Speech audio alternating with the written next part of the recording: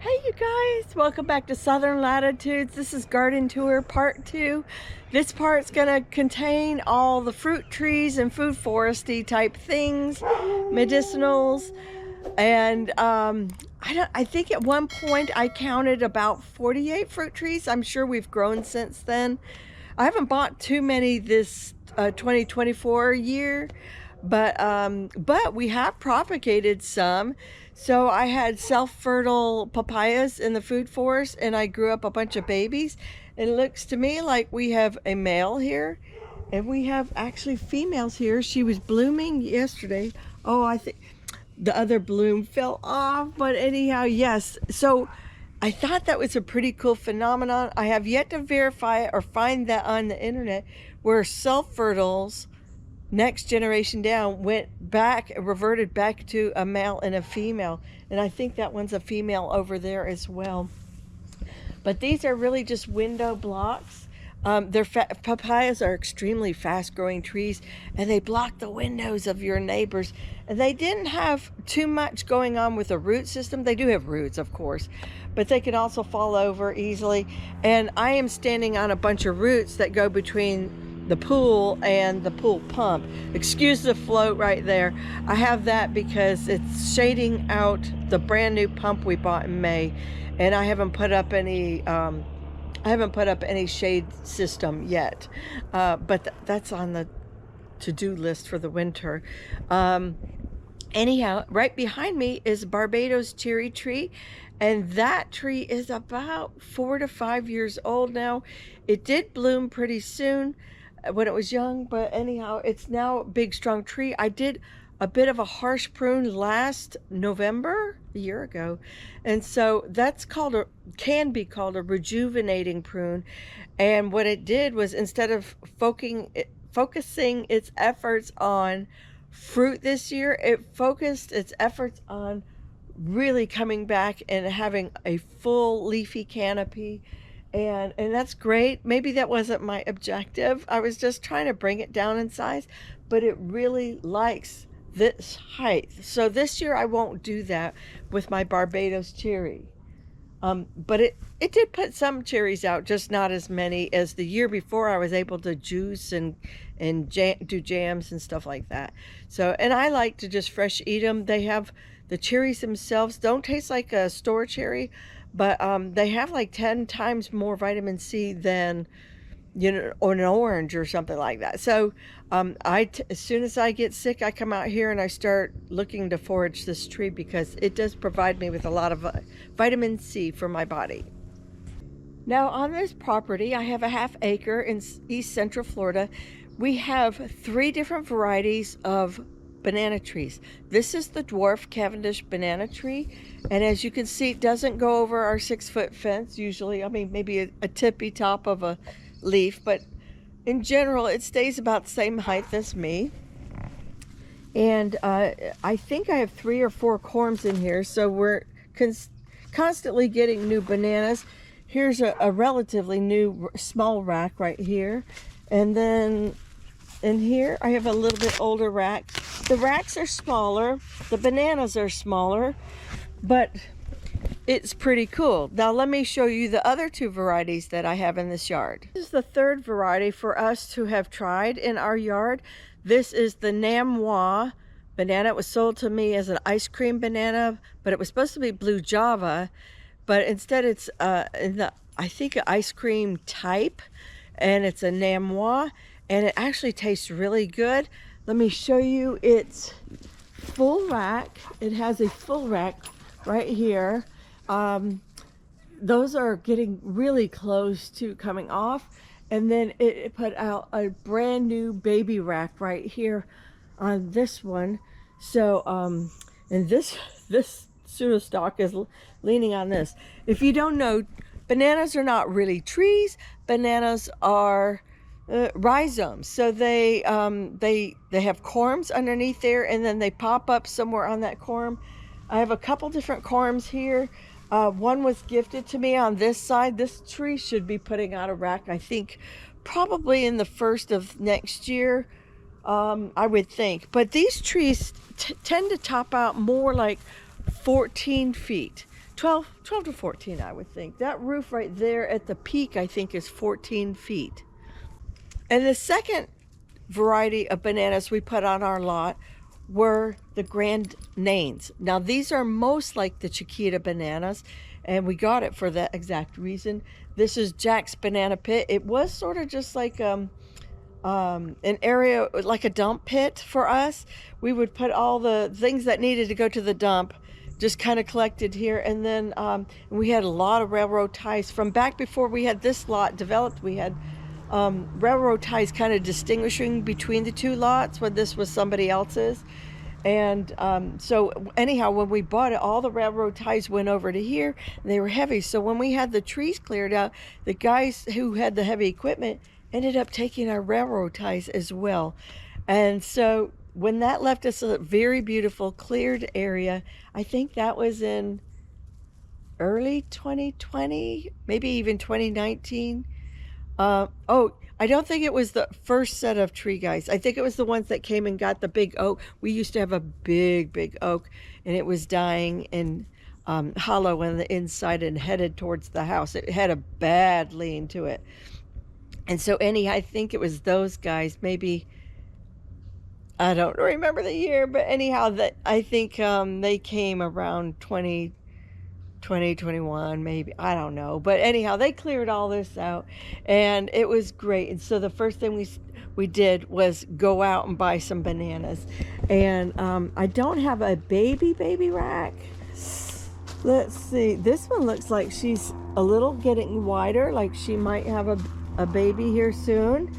But we do have a rack very close to being finished over here. Now it's gone from a dark green to kind of a lighter green.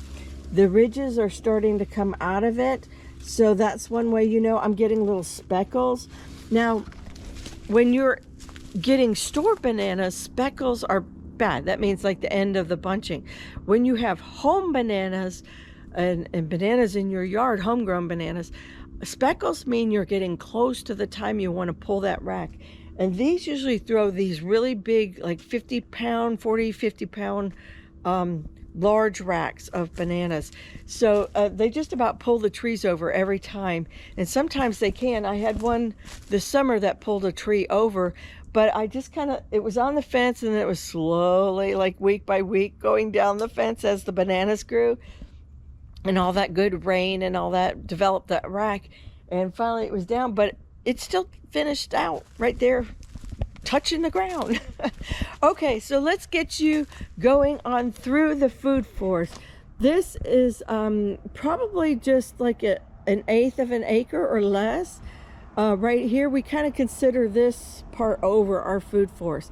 So we have the stone fruit down there, and then we have more like bush and viney things on this end. We have initially put in 5 cattle panels and bent them and secured them with T-posts. And we put in this passion vine, which is Lady Margaret. It has beautiful red flowers on it, just gorgeous. The big bumblebees and hummingbirds, they all love it. And I will tell you though, it is a hybrid, which means it is infertile, or yes, infertile.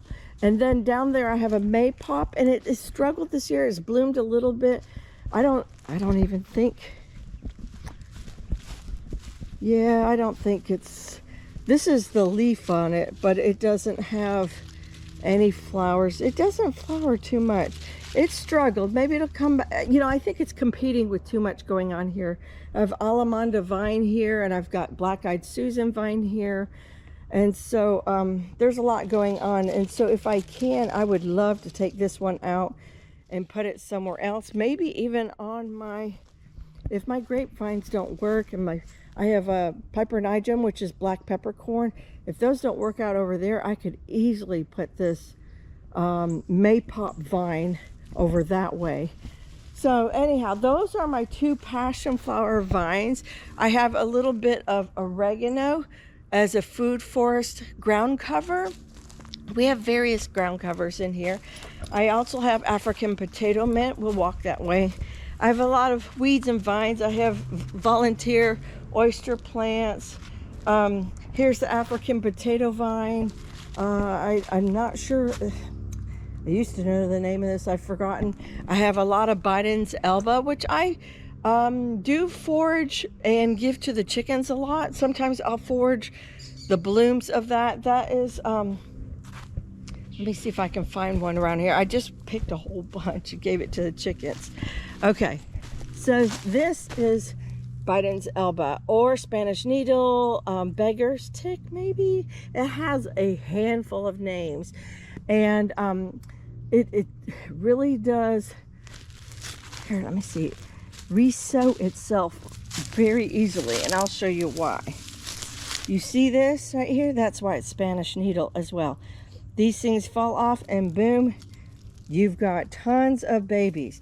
But I think I read anything above the ground can be usable in a tincture, and I like to put the blooms into tea. Now I also have various vines. They need to be picked out this winter. They come back every spring and summer. But there's also longevity spinach. See, this is beautyberry in here. We have longevity spinach in here. Oh, we have all sorts of things. Now up here in the little bit higher canopy, or next layer of food forest, excuse my band-aid there, this is elderberry, and it is a little bit, I will admit, a little bit invasive, and so it wants to propagate itself everywhere by putting its roots underground and popping up somewhere else. And it also, we found out just by accident, I used to have a star fruit over there, which is now over in the stone fruit area. So I believe the roots were communicating with the other roots underground and telling it not to produce fruit, because elderberry is very strongly has the will to survive. And so star fruit must be weak-willed. But anyhow, yeah, so we moved the star fruit and immediately it started blooming and fruiting again. So there's something going on in communication with the roots. Now, I think it's also affecting my Mexican cream guava, and because it was blooming, it can bloom sometimes, but overall it's not blooming anymore. And I think the bigger that elderberry's getting, the more it's talking to this plant as well. So we might have to find a new home for it.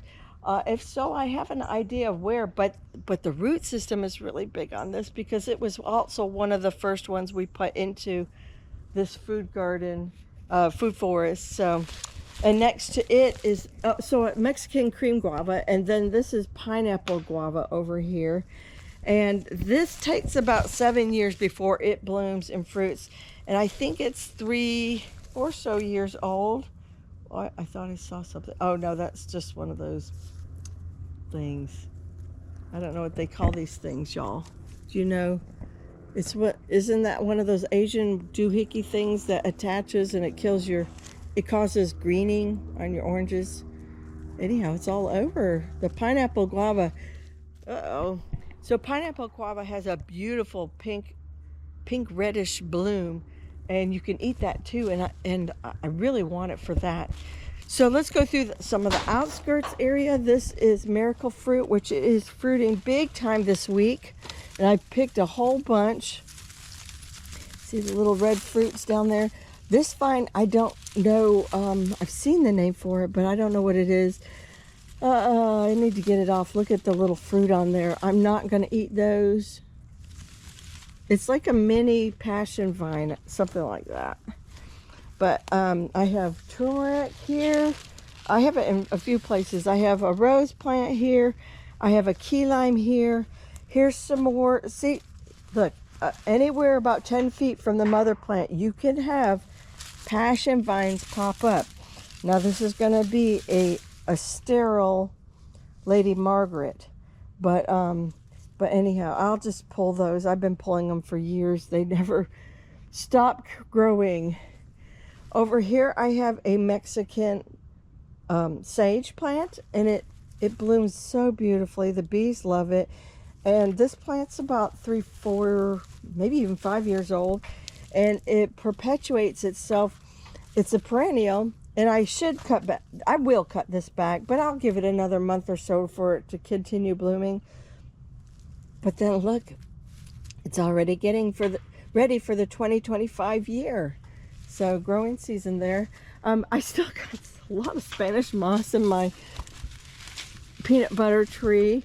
So this also had a harsh rejuvenating prune on it, and so it fruited very little. It did fruit some, but not as much as it has in past years. And I do like it. It's a novelty tree, you know, so I love it, but I don't love it.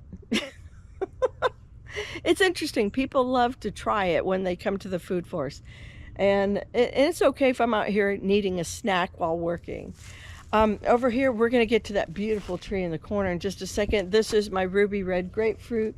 And as you can see, we're finally having fruit turn colors. Oh, it was a rough year for my little tree. Actually, last 2 years have been very rough.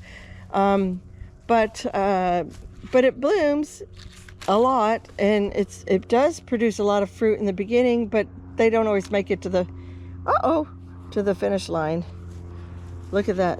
That's leaf miners underneath that skin right there. Do you see that pattern? And we had a lot drop off. Just depends on the hurricanes or whatever weather system is going on. And then I think last year I only ended up with 1. This year I only ended up with 3. I did have a lot in the middle of summer drop off. Look at this black-eyed Susan vine. How did you get all the way over here? What is going on? It propagated itself. Isn't that wild? Uh-oh, can't be having none of that. All right, now here's the star of the show for today. Isn't that gorgeous? This is Turk's Cap hibiscus. And I don't know if you guys remember, in July we were having tree work done, or oaks were being trimmed and stuff. I cut this sucker down to the ground. I mean, it was like 6 inches to a foot high. It's come all the way back, and it has come back spectacularly. It's gorgeous. And you can actually eat the blooms. Very sweet. A lot of nectar in there. I don't usually eat the bottom side, but the cap of it, they call it Turk's cap because it looks like a Turkish cap. But the top of it, oh my goodness, is so sweet. This whole upper part. It's just looking fantastic. I love it. Over here we're starting to come into the berries and the grapes area. I have green grapes over here. I have muscadines back there, and then I have a jumbo muscadine on the further cattle panel. I used to have red grapes here, but they died off. And okay, so let's talk about the berries. These are blackberries, and this is like the 3rd variety I put in, and this one seems to be the one that loves it here the most.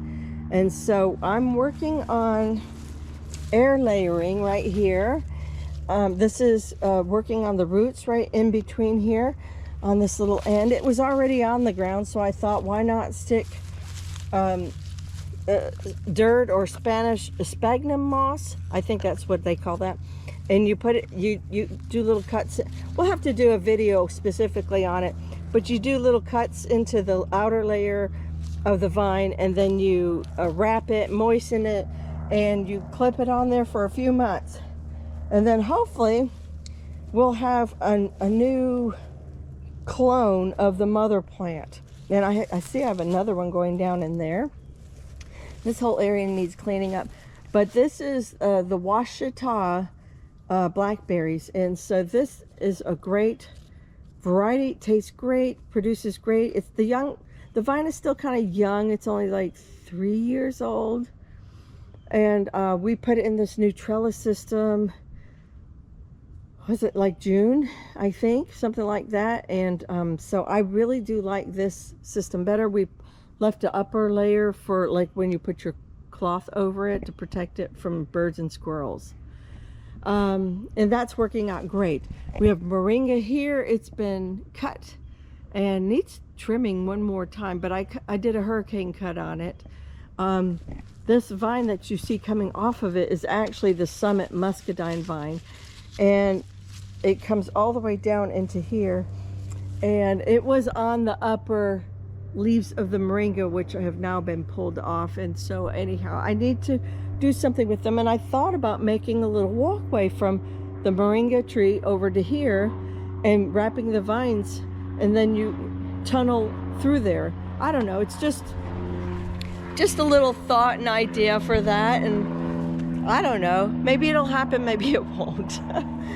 But we continue on. I have Mexican sunflowers, and I do use that for animal fodder, and I use it for fertilizer in the gardens when I can.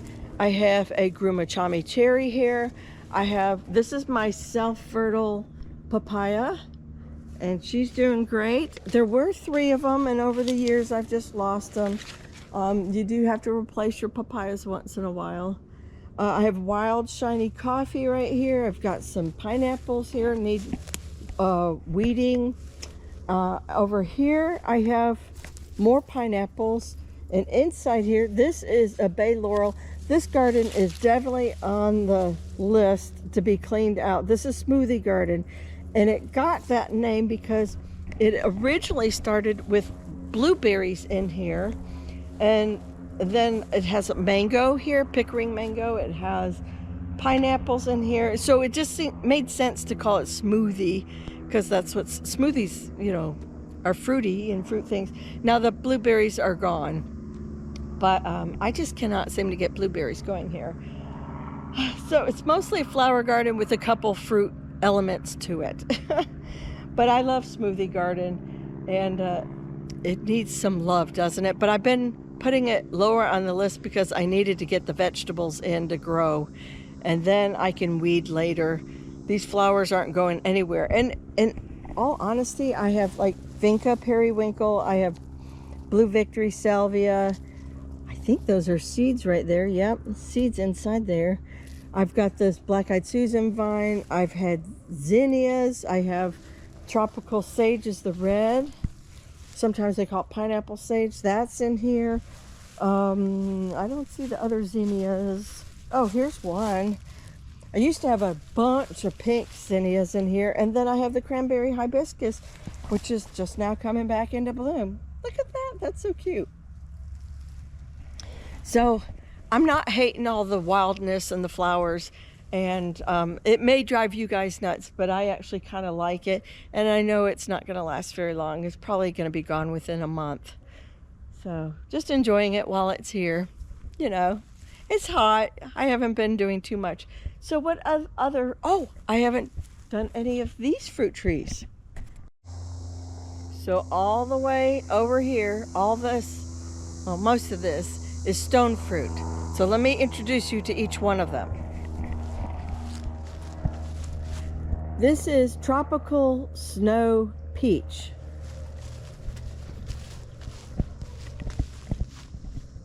Tropical Beauty Peach. No, Tropical Sweet Peach. That's, I think, what it is. There is a beauty, but I think this is the sweet. Come on, tell me what you are. Yep, sweet. I have Winter Mexican Avocado, which is a cross between Mexican and a Florida type, which is, I think, Guatemalan. Oh, I gotta look all that stuff up. I didn't come prepared for avocado speech. Black Zapote. Sun Red Nectarine. This is doing great. They're not in prime because they're about to lose leaves, but they're here. Now this is Sweet Almond. We don't eat it. It's strictly here for pollinators, and it smells so good. Let's see. The blooms are way up top there. Here is my Scarlet Beauty plum, which I got fruit last year. And then I have a Flora Rosa graft right here. So maybe we'll get some blooms out of that this year. That's really cool. And then I'm going to skip this one real quick, and we're going to go over here. I usst to have dwarf everbearing mulberries and got rid of them. in the spring, and I have a black mulberry here, which can get quite big. I think we're going to try to keep it bush size.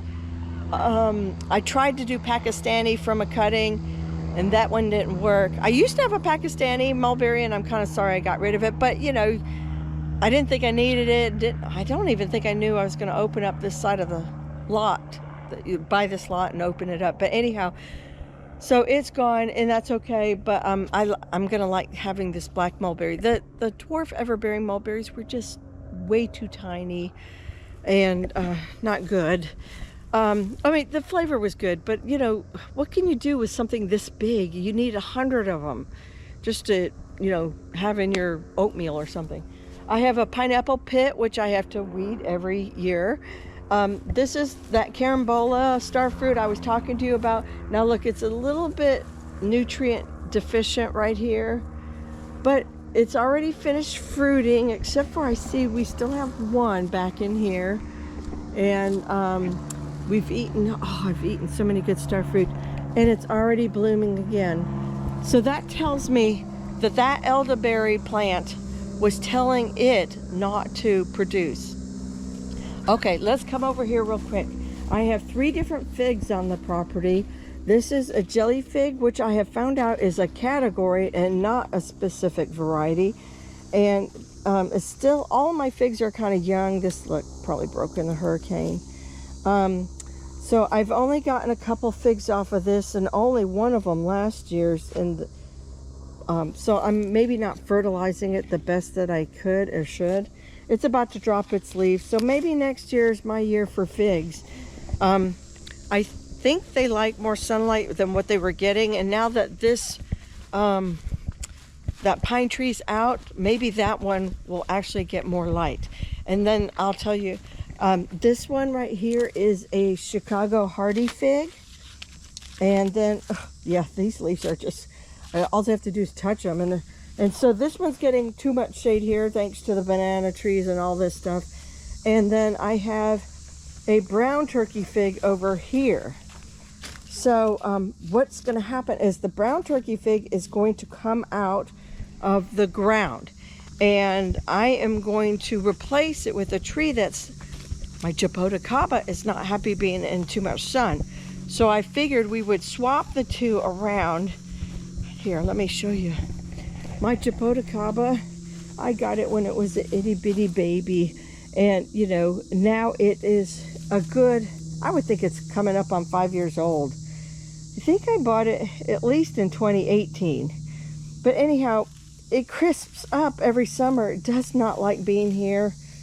You look at the sunburn on all the leaves. It doesn't like it. So as soon as it kind of goes a bit dormant, nothing fully goes dormant here, but I am going to scoop out as much root ball as I can and go put it over there where the other fig is, and take that fig and put it over here so it can get more sunlight. And then maybe I can get some real figs. So, and just kind of let the whole fig tree take over this corner of, this is my shed, the she shed. Although it's truly a everyday working garden shed.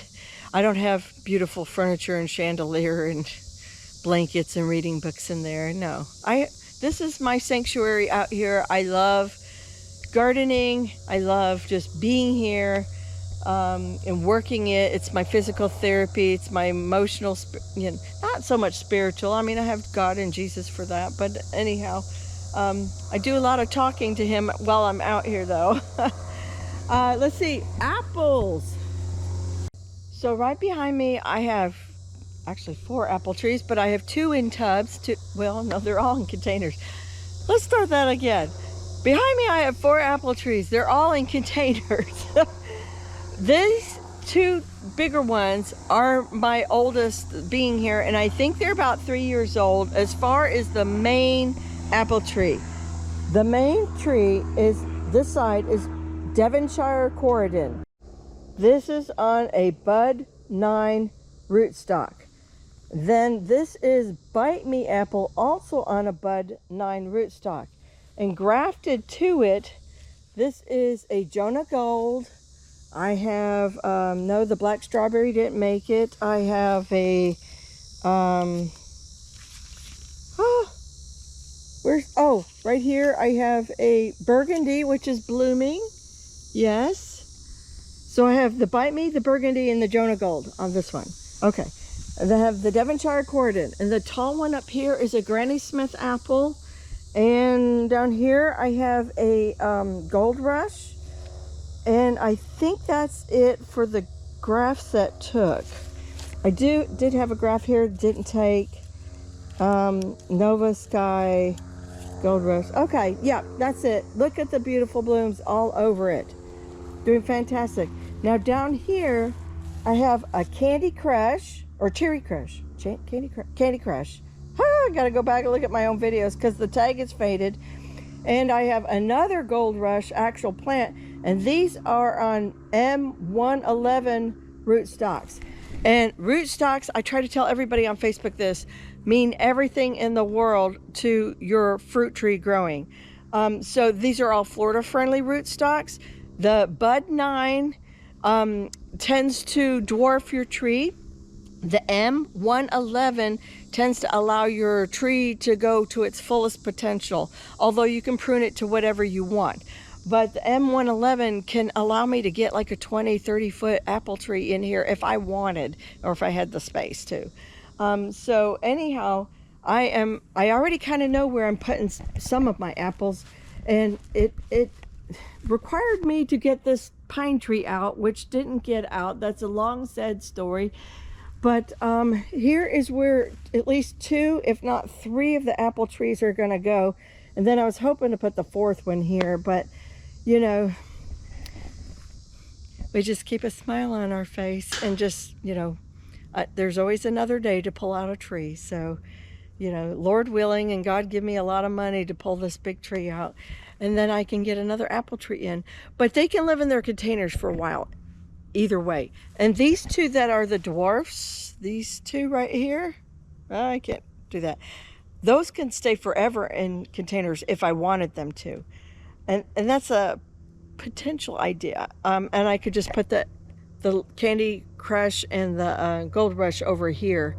So who knows, I might do that. I definitely want to bring Jack in because that's a big decision. If I put like a tree that can get up to 20 feet in, I want to make sure he's on board with that as well. So I think that was all of the stone fruit and the apple fruit. Am I missing something? What's up front? Oh yes.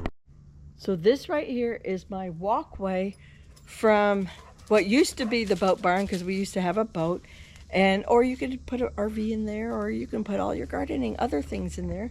It's nice to have that this boat barn right here for when I'm working in the heat of summer. Brings in shade and a little nice cool breeze in there. So this anyhow houses my Christmas cactus and my Thanksgiving cactus right here. Garbage sometimes. I have chaya here. How about that? I never make this onto the video. So I do have chaya growing. I have an acha growing.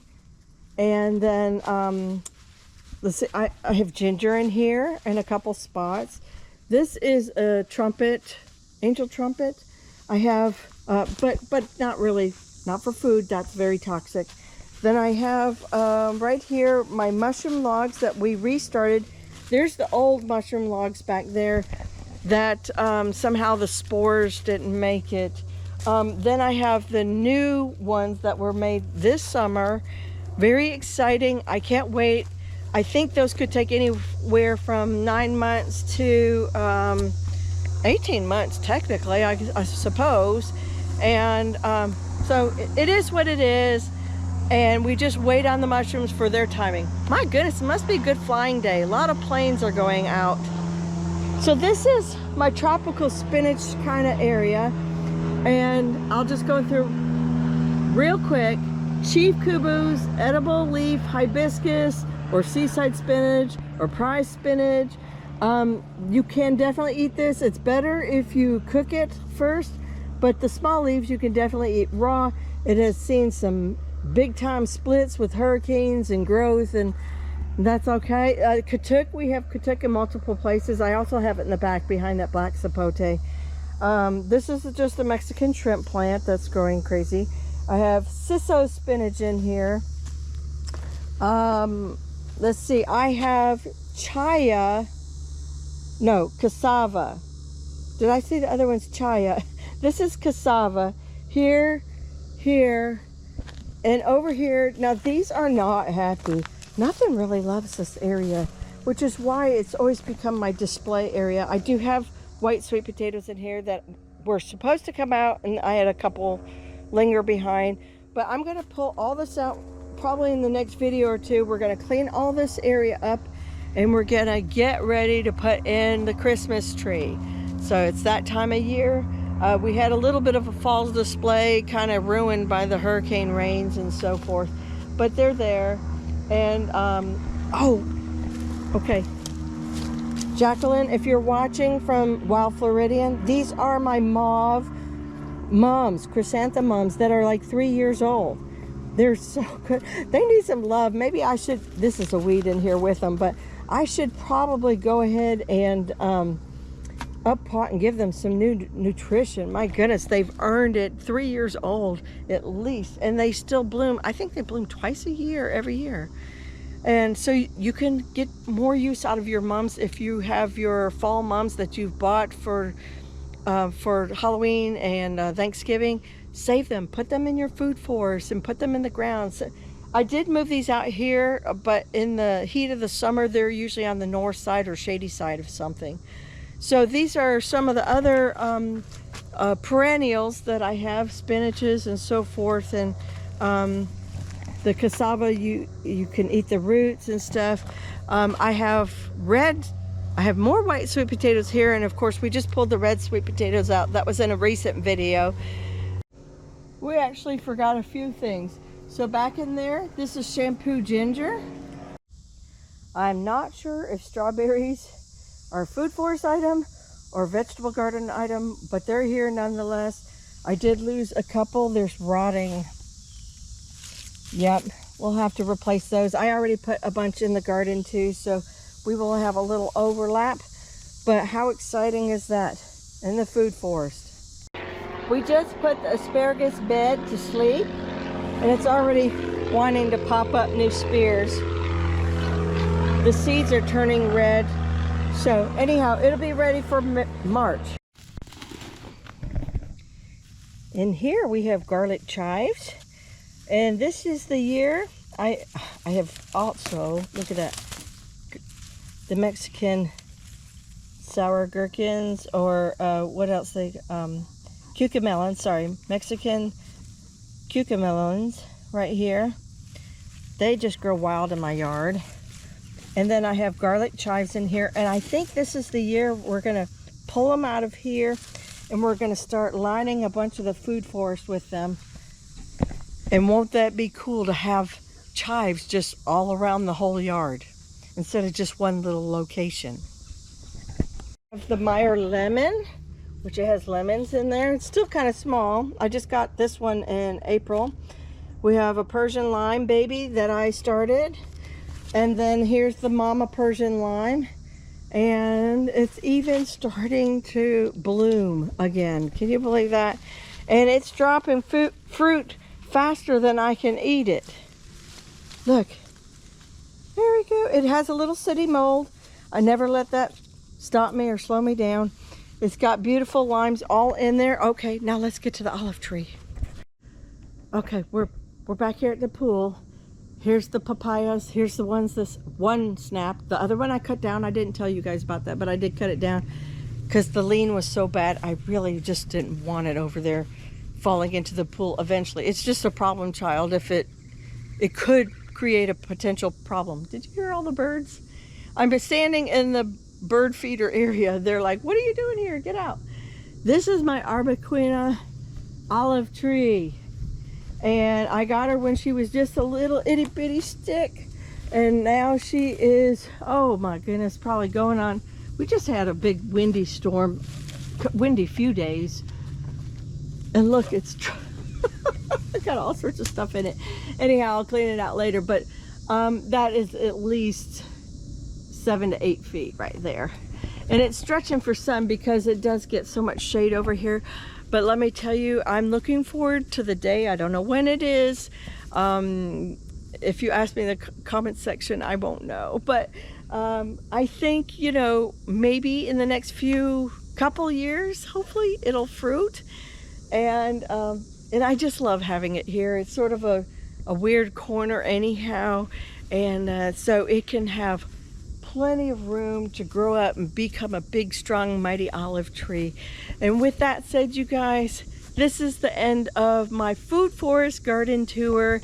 And I believe we caught the majority of everything out here, tried to talk about all the goodness that goes on. And it gives year round. And, you know, where vegetables are kind of like in Florida, you get the majority of them through overwintering, but the food forest picks up where the vegetable garden left off, and you can end up eating well all summer long between papayas and star fruit, and the elderberries then give you medicine for the upcoming winter flu season, and the bananas just go off whenever, and they're pretty much year round too. And you know what, I got like 4 or 5 racks going at one time. At almost any time of the year, there's usually about 4 racks going. And my chickens are part of my food forest. I didn't show you them, but you know, they're a great part of my independence and self-sufficiency, you know, to have eggs year round too. Mostly, as long as your chickens are kind of young. And you know, limes year round, and pretty soon we'll have lemons year round, and Barbados cherries, and my goodness, and we finally got Grumachami cherries for the first time this year. Things are starting to mature, and we're starting to really eat very well off of the food forest.